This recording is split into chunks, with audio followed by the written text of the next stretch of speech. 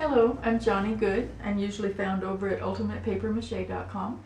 And if you didn't see the first two videos in this series, I just want to remind you that I'm doing this as a celebration of the fact that my new book is out, How to Make Masks. I'm using it myself, obviously. I got plaster all over it already. What we're doing is we're creating a traditional mask from the Commedia dell'arte theater tradition. This one is called Pantalone. I'm pronouncing all of it incorrectly and I do apologize.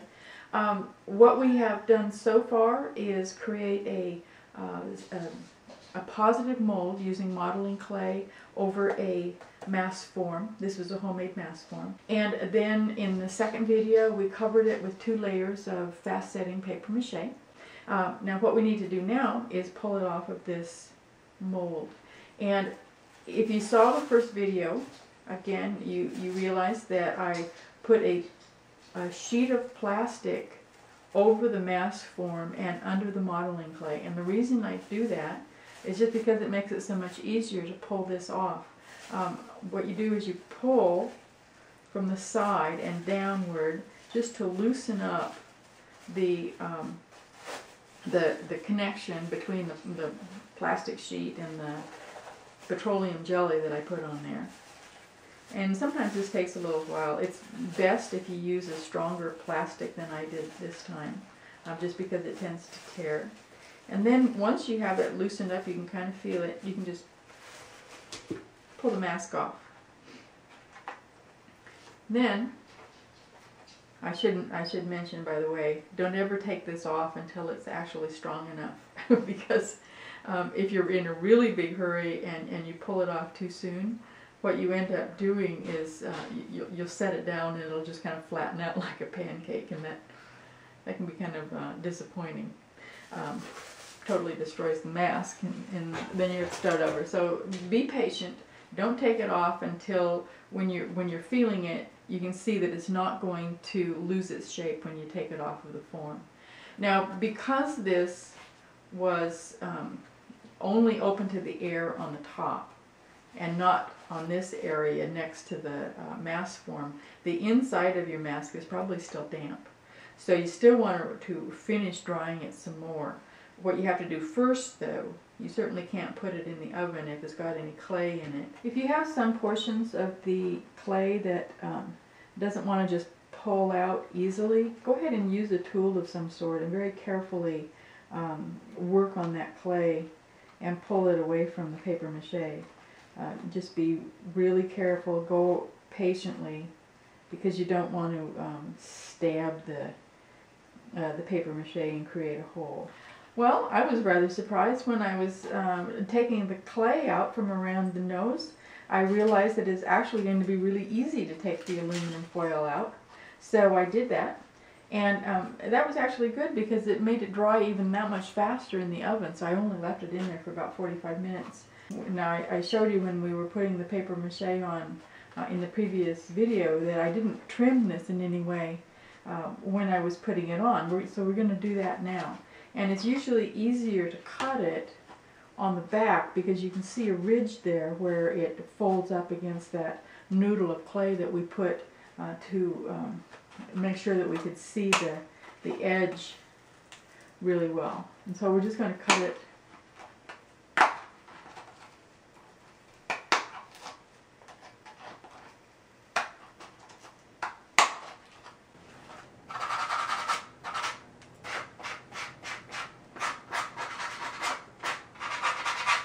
What you always want to do also, because you're going to be wearing this,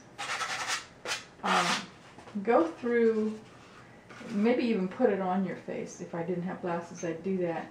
And make sure that there aren't any little sharp pieces on the inside of your mask. And if you do see any, or feel them, I should say, go ahead and get rid of those. Because you don't want to have little pokums sticking out and making you uncomfortable while you're wearing your mask. Well, also, I probably won't be finishing the inside of this mask today just because I'm trying to get this video done quicker. But you will probably want to, because as soon as you tell people that you made the mask yourself, they're going to want you to take it off and show it to them. And you want the inside then to look just as nice as the outside.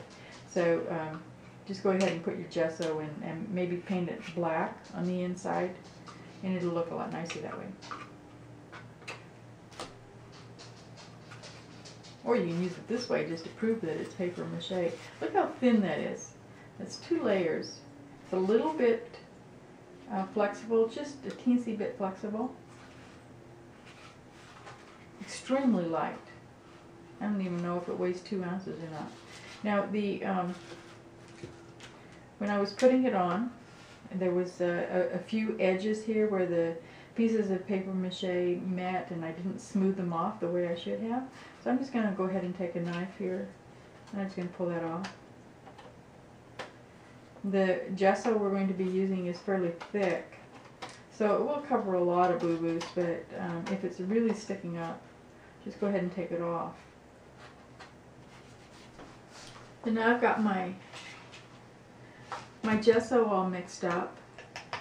It's made with the same materials that you use for the paste, so it's really handy. You don't have to go out and get anything special for it. I always have to look in the book myself to get the recipe.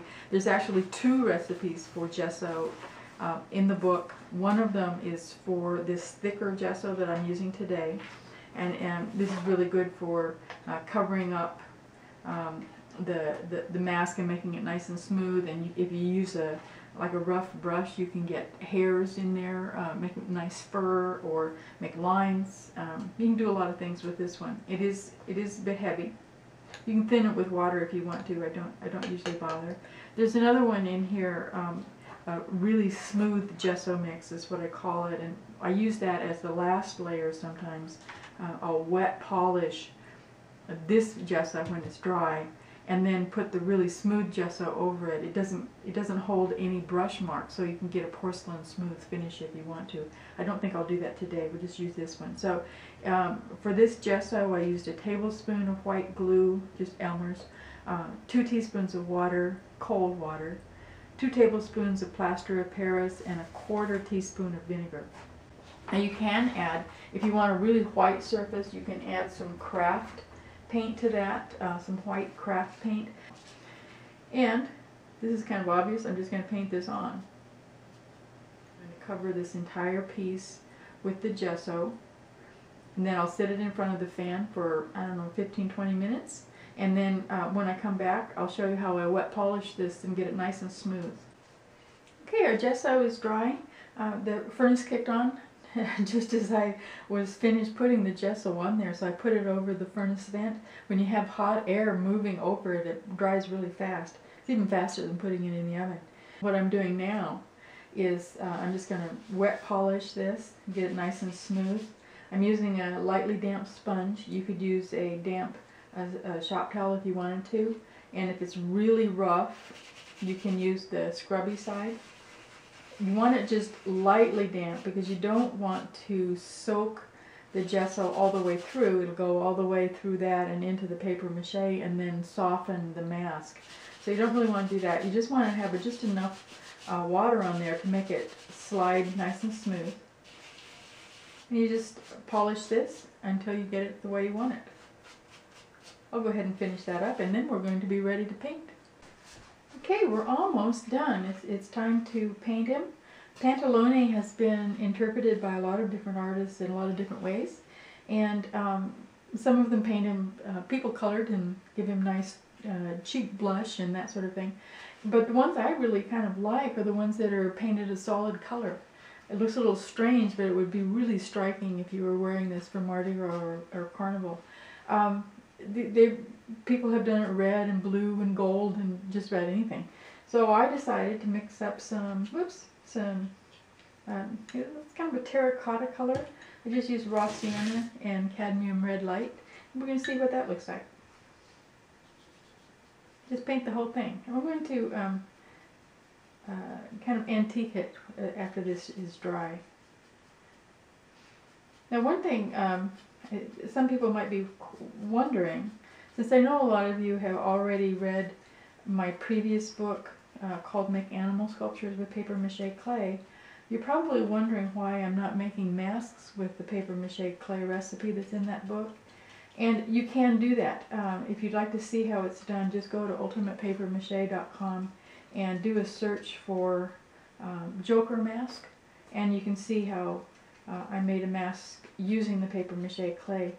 The reason that I like this better, there's actually several reasons. One of them is that this comes off of the mold so much faster, so it's a quicker process, but it also creates a lighter mask.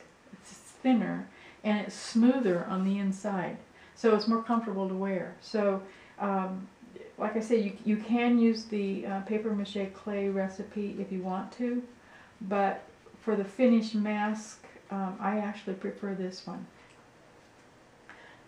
Now what I'm doing now, we have the paint is all dry, and I'm adding a glaze using acrylic glazing liquid and some burnt umber, and I'm just putting this over there to kind of bring out some of the texture and to make them look a little bit older. Not as an older person, but as an older mask. You know what I mean? I just happen to like doing this, and it obviously isn't necessary. It actually would look really nice without the glaze, I think. I'm really happy with him. I think this turned out really well. So I'll go ahead and finish this up.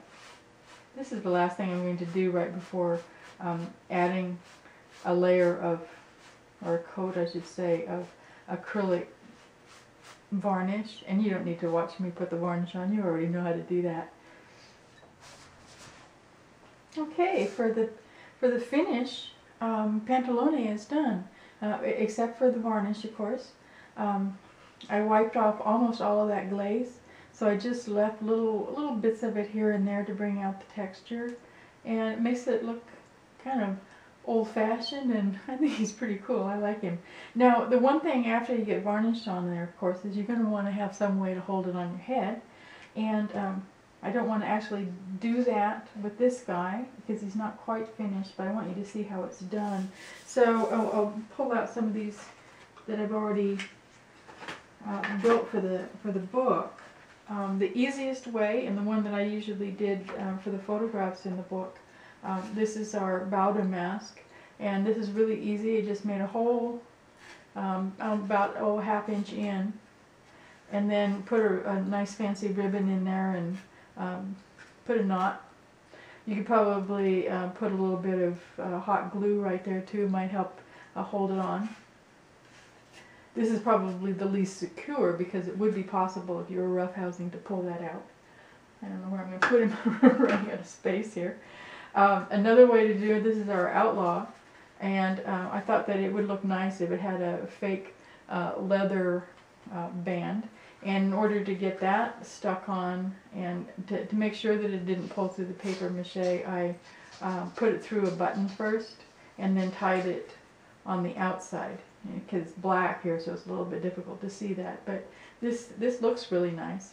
The button would probably make it just a little bit uncomfortable though. So a third way of doing it, if I can find him. Aha, there it is. This is a mask that I put in the gallery section of the book. I don't actually have instructions for making that there because I ran out of pages, but basically you do it exactly the same way as the Pantalone mask, except you add his ears, of course. And for this I used a elastic band and just used some hot glue gun, and that's really secure. That would work really well. And the last way, because the Pantalone is a half mask, the other option I think would work. Probably, maybe is a little bit too big, but it's possible that you could do it the same way we did the owl mask, and that's just a dowel that I painted black and put it on with a hot glue gun. So there we go. We have a Pantalone mask made from start to finish in these 3 videos. I think he looks really cool. I'm really happy with it. Come over and visit me at ultimatepapermache.com, and if you have a chance, please go out to Amazon.com and check out my new book, How to Make Masks by Johnny Good. Thank you for watching.